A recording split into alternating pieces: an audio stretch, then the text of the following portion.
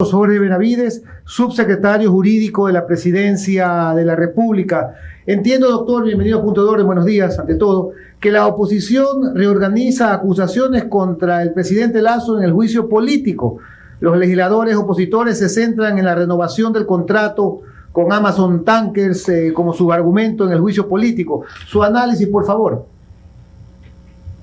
Buenos días, Juan Javier. Un cordial saludo a María Sol y también a Alfonso. Muchas gracias por la invitación.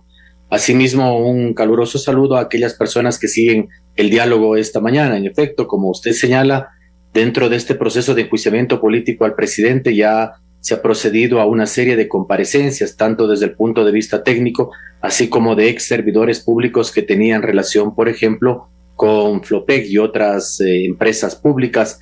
Y en ese sentido se puede ver después de varias comparecencias que finalmente el juicio político es improcedente porque no llega a establecerse ninguna responsabilidad política del presidente respecto de estos contratos de Flopec con Amazon Tankers y menos aún ningún indicio de responsabilidad penal.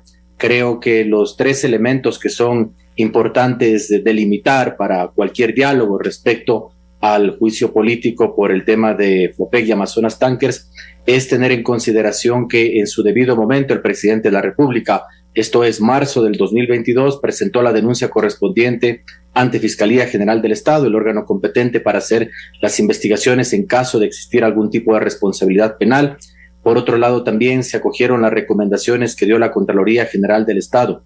Y fruto de esas recomendaciones que fueron debidamente acogidas por parte de la empresa pública Flopec es que incluso ha habido ganancias por más de 130 millones. En su conjunto, entonces, no existe una causal que pueda hacer desprender que exista alguna responsabilidad política del presidente. Y en ese sentido, con la fuerza del derecho y también incluso con la fuerza de la razón política que se producirá luego del informe que saque, sea vinculante, porque no es vinculante el informe de la Comisión de Fiscalización, se decide este tema en el Pleno de la Asamblea Nacional. Jorge, muy buenos días. Te saluda Alfonso Harp. Somos colegas.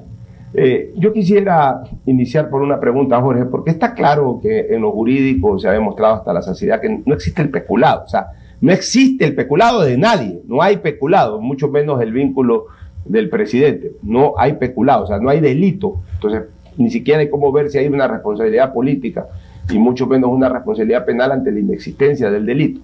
Pero sí quiero hacer una pregunta, Jorge, y me gustaría con absoluta sinceridad la respuesta. ¿Quién preparó el alegato de amicus curiae del presidente de la República que fue presentado a la Corte Constitucional previo a que se resuelva por parte de la Corte el aval del juicio político? Buenos días, Alfonso. Fue preparado por el abogado del presidente de la República, el doctor Edgar Neira, por el abogado Juan Pablo Ortiz y obviamente por mi participación también y de los otros colegas que estamos siendo parte de la Secretaría Jurídica de Presidencia. Fue un documento organizado, preparado y diseñado para un primer momento, como era el establecimiento del dictamen previo de admisibilidad del juicio político. Había una serie de consideraciones en ese informe que precisamente lo que buscaba ese documento que se presentó a la Asamblea Nacional, a la Corte Constitucional, dar cuenta de la inexistencia de esta causal de juicio político, de la particular relevancia que tiene la figura del presidente de la República dentro de la Constitución, a través incluso de lo que estamos conversando, la introducción de un dictamen previo de la Corte Constitucional, figura jurídica que, como usted recordará, Alfonso y Juan Javier y María Sol y las personas que nos escuchan, no existía, por ejemplo, en la Constitución de 1998. Era una facultad exclusivamente radicada en el Congreso Nacional de ese entonces y por tanto no se solicitaba un dictamen previo de admisibilidad. En ese sentido, entonces, en ese escrito que se presentó a la Asamblea Nacional participó la defensa técnica jurídica del presidente de la República. Ya, Jorge, ¿por qué yo le hago esta pregunta? Porque en la demanda o la solicitud de juicio político, los asambleístas pusieron, digamos que 3 acusaciones de carácter penal. 2 acusaciones de ellas era de concusión, que evidentemente no tenían ningún tipo de peso y la Corte la desvirtuó. Y hubo esta tercera acusación en donde establece un mínimo de verosimilitud de participación del presidente, que es la de peculado. Y para generar ese mínimo de verosimilitud, establece como conexión el contrato de julio del 2022, señalando que ese contrato firmado en julio del 2022 es lo que conecta la participación del presidente a través del actor que fue Hernán Luque, que fue el que facilitó la firma de ese contrato, y pone de manera expresa, tanto en el hecho base 7, el contrato, y en el hecho conclusivo 1, en donde genera la conexión, establece que el presidente conoció y consintió la firma de ese contrato, pero resulta que ese contrato nunca se firmó, que hay un certificado de Flopec que ese contrato nunca se firmó. Entonces la pregunta, por eso le preguntaba quién preparó ese alegato, la pregunta que le hago es, ¿por qué ustedes no desvirtuaron de una manera tan sencilla esa tercera acusación, señalando, por ejemplo, de que no había ningún contrato en julio del 2022 como lo narró la acusación? Y en base a esa narrativa, solamente en base a esa narrativa, es que la Corte Constitucional dio el aval para el juicio político. En su momento, claramente se expresó a través de las distintas visiones y sobre todo unificado desde la defensa jurídica del presidente de que se trataba de un contrato que en efecto fue celebrado en el año 2018 y tuvo una renovación en el 2020 y que incluso el informe de recomendaciones que daba la Contraloría era el año 2021.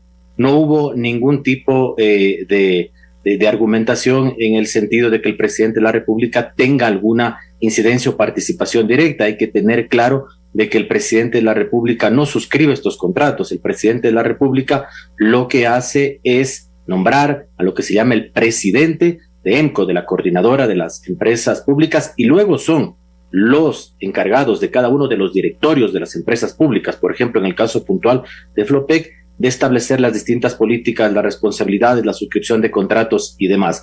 Hay que tener en consideración de que ahí no existe ninguna participación del presidente de la República, y eso es lo que en efecto se dejó claramente sentado en el escrito que fue presentado a la Corte Constitucional. Nosotros muy respetuosos, por supuesto, del dictamen de admisibilidad que emitió la Corte Constitucional, que dio paso a este juicio político, pero obviamente no estamos de acuerdo, porque no existe ningún tipo de indicio de peculado, no existe ningún uso abusivo de recursos públicos en beneficio del presidente de la República o en beneficio de terceros. Por eso es que incluso en ese primer escrito ya se daba cuenta de que incluso no se había firmado un nuevo contrato, sino que era una renovación de un contrato que fue suscrito allá en el año 2018. Y obviamente que se recogió todas las recomendaciones que daban los organismos de control. Lo que señaló las 13 recomendaciones de la Contraloría en su momento fueron debidamente acogidas por parte de la administración de Flopec, que como digo no tiene ninguna incidencia directa el presidente de la República. Hay un directorio de cada una de estas empresas públicas que maneja el tema de los recursos estratégicos. Ok, pero en todo caso, Jorge, por lo menos ustedes pudieron romper esa narrativa, porque el problema es de que, insisto, y ya lo jurídico actualmente ya ha sido muy aclarado ante la ciudadanía. Yo creo que la ciudadanía tiene absolutamente claro este tema, pero yo sí quiero regresar un poquito al tema de la Corte Constitucional, porque en la narrativa, o sea, ellos se basaron en una narrativa, no se basaron en un documento expreso, porque como ese contrato no existió, no estuvo en el expediente. Era una narrativa que estaba en el papel. Y esa narrativa, a mi criterio, debió haber sido contrastada directamente, de manera expresa, quizás no tácitamente, sino de manera expresa. Dice la acusación de que hubo un contrato del 2022 que fue conocido y aceptado y consentido por el presidente de la República. Eso es falso porque no existió nunca ese contrato. Se lo negó de manera expresa como para decir de que la Corte de repente se inventó este hecho base y este hecho conclusivo 1, o quizás faltó puntualizar un poco más esa negativa, Jorge. Yo creo que de modo general se lo señaló, toda vez que como estamos conversando, no existe ninguna responsabilidad directa del presidente de la República respecto a suscripción de contratos que lleven a cabo las empresas públicas. Como usted sabe bien, Alfonso, los servidores públicos actúan pegados al principio de legalidad, es decir, solamente pueden actuar en el marco de competencias que le otorgue la Constitución y la ley, y no es facultad del presidente de la República suscribir este tipo de contratos. Para ello hay un directorio, un gerente de la empresa pública correspondiente, que es el encargado de establecer las políticas y el de suscribir contratos. En la documentación, en los escritos que se presentaron, por ejemplo, en la Corte Constitucional que estamos conversando, se dejó claro que no existía ningún tipo de responsabilidad del presidente de la República. Todo esto es relacionado básicamente a la actuación puntual que tenga que ver el gerente de la empresa pública, que dicho sea de paso, en este caso de Flopec, como las otras empresas públicas, es electo por parte del directorio de la empresa pública. Entonces, no hay ningún tipo de responsabilidad del presidente, ni directa ni indirectamente. Pero obviamente, como usted señala, en el juicio político, más allá de la disquisición jurídica, de que sea peculado o no, que a pesar de ser un juicio en sede legislativa y que tiene un ámbito de subjetividad propio de los juicios de control, de fiscalización, debe regirse a las reglas del debido proceso, a respetar los trámites y demás establecidos en la normativa, pero tener claro que no hay ninguna participación del presidente de la República, y en ese sentido estamos confiados en que no existirán los 92 votos que establece la Constitución, que es una mayoría calificada, en el sentido que la razón del derecho es la que nos ampara. Imagínense, ha habido más de 5 días de comparecencias de los más distintos actores, ex servidores públicos, gente relacionada a las universidades, que técnicamente ha dado cuenta de la inexistencia y lo improcedente de este juicio político. Además, que el presidente de la República y el gobierno nacional, con toda transparencia, ha colaborado permanentemente con las distintas entidades dentro del marco de sus competencias para que se esclarezca cualquier tipo de irregularidad que potencialmente pudiese existir. Señor Benavides, muy buenos días. María Sol Pons le saluda. Yo voy a hacer una pregunta que puede sonar bastante básica y bastante necia, pero lo quiero hacer desde, digamos, la premisa de que no todo el mundo comprende el detalle de la diferencia entre la parte jurídica, la parte jurídica constitucional y el mundo de Ripley que funciona dentro de la Asamblea. Entonces, para quien está escuchando el programa, se hace una pregunta tan simple como: ¿los asambleístas tienen o no que probar el peculado que están aduciendo se cometió por parte del presidente de la República? Bueno, la propia Constitución establece, María Sol, que no es necesario un procedimiento penal previo para iniciar el juicio político, pero eso no significa que se pueda estirar la causal, o sea, arguir de cualquier modo la existencia de un posible nexo causal para hablar que el presidente de la República ha incurrido en una figura de peculado, que es un delito contra la administración pública y está contemplado en el artículo 129.2 de la Constitución. Para dejarlo más claro, la responsabilidad penal corresponde a los jueces, a los tribunales, en un procedimiento penal, previamente con una investigación que haga la Fiscalía General del Estado. La responsabilidad política, sin embargo, no supone hacer un uso abusivo, arbitrario, caprichoso, para decir que el presidente de la República está inmerso en la causal de peculado, que es el uso abusivo de fondos públicos en beneficio propio o de terceros.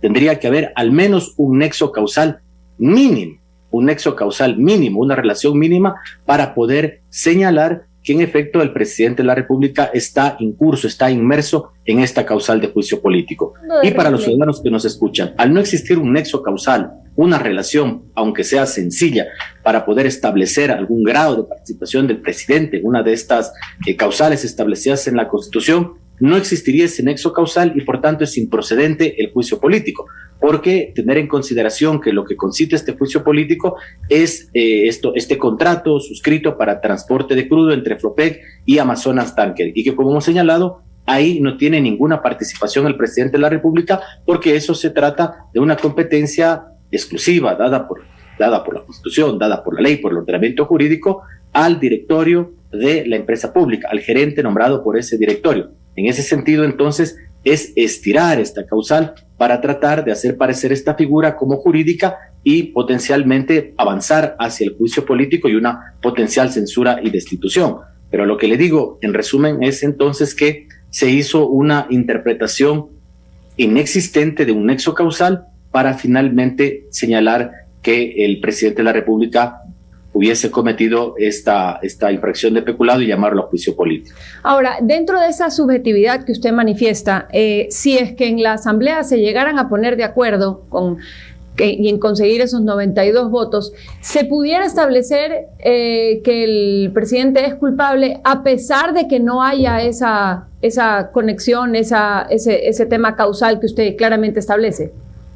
Sí, porque finalmente es un juicio político que tiene ya un trámite establecido en la normativa, pero ahí es clave recordar lo que señaló la Corte Constitucional en el dictamen de admisibilidad, y esto ha sido harto discutido, se ha señalado por distintos espacios y medios la necesidad de que circunscriban la discusión del juicio político solamente a la causal de peculado. No es un momento como para aludir, por ejemplo, una especie de control a la gestión del presidente de la República, cuestión que, dicho sea de paso, ni siquiera es potestad de los asambleístas si vemos la Constitución de la República.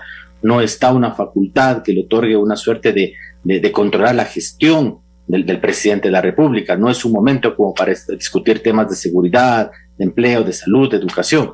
El juicio político se circunscribe exclusivamente a las causales establecidas en el artículo 129 y todas las pruebas, los testimonios y demás temas que se vayan argumentando primero en esta etapa de sustanciación en la Comisión de Fiscalización y Control Político deben simplemente ceñirse a la causal de peculado. Finalmente, Jorge, bueno, se viene el juicio político en cuanto ya a la actuación meramente política. Se está acabando esta fase jurídica que indiscutiblemente, pienso, el gobierno le ha sacado una clara ventaja a la oposición ante la opinión pública, pero viene lo otro, ya lo político, ahí ya no pesa lo jurídico. De hecho, ni siquiera, como decía aquí María Sol Pons hace algunos minutos atrás, ni siquiera han ido los asambleístas a ver el escenario jurídico, ni lo van a escuchar en la asamblea. Van a estar dedicados o a la consolidación política o al chateo, a las fotos, otras cosas. No les interesarán los argumentos ni de los opositores ni de los que se defienden. La pregunta es, si en un momento determinado el presidente de la República siente de que hay el riesgo matemático de que pudiera ser censurado y destituido y decide anticiparse con el tema de la muerte cruzada, ¿qué aval jurídico tiene para aquello? Cuando hay una interpretación de sectores especialmente de la oposición que para declarar muerte cruzada no es simplemente por un tema meramente político, sino que tienen que haber causales como la de obstaculización del plan de desarrollo o fuerte conmoción social interna. Entonces, ¿cuál es su punto de vista, Jorge, al respecto? Hay que tener en consideración que la Constitución no establece ningún tipo de límite para que el presidente pueda utilizar la facultad de disolución de la Asamblea, conocida popularmente como muerte cruzada. Las únicas reglas que rigen la utilización del presidente de este instrumento de disolución de la Asamblea es que se ejecute dentro de los primeros 3 años del periodo, y por otro lado que existan las causales, que como usted señala, Alfonso, está la obstrucción al Plan Nacional de Desarrollo, una grave crisis política y conmoción interna. 2 de las causales que son absolutamente discrecionales del presidente de la República. ¿Por qué digo discrecionales? Porque solamente en la causal de que aluda que la Asamblea Nacional se ha arrogado funciones que no le corresponden constitucionalmente, precisa de un dictamen de la Corte Constitucional. En ese sentido, la facultad de disolver la Asamblea es del presidente de la República, y el presidente de la República analizará en su debido momento los contextos, el escenario, para ver si la aplica o no. Obviamente, como señalo, estas 2 causales, obstrucción al Plan Nacional de Desarrollo o por grave crisis política y conmoción interna, no requieren dictamen de la Corte Constitucional, y es una facultad discrecional del presidente de la República el utilizarlo o no, obviamente analizando los escenarios. Sin embargo, creo que no es adecuado en su contexto general este juicio político, más allá de las razones esgrimidas en el ámbito jurídico, ya desde el plano social, de lo que le interesa a la gente. El país está preocupado por temas importantes relacionados a la seguridad, a la necesidad de generar empleo, de generar inversiones, y este tipo de juicios políticos, acusaciones constitucionales, lo que hacen es generar un clima de inestabilidad que no contribuye a la inversión, que no contribuye para sacar al país en adelante. En ese sentido, entonces, rechazar este juicio político, en el sentido de que no existe ninguna causal y ningún tipo de responsabilidad del presidente de la República, sea de tipo político y menos aún responsabilidad de tipo penal. Doctor, una inquietud final de mi parte. Para los constitucionalistas más ilustres, el juicio presidencial no tiene sustento. Muchas pruebas se han dado ya en las comparecencias en los últimos días en la Asamblea Nacional. ¿Cree usted que esto va a detener a sus opositores? Lo que nosotros queremos es en la fuerza del diálogo, en la fuerza de un gobierno que tiende puentes con los distintos sectores en el marco de la Constitución y la ley, y que nos reviste la razón jurídica.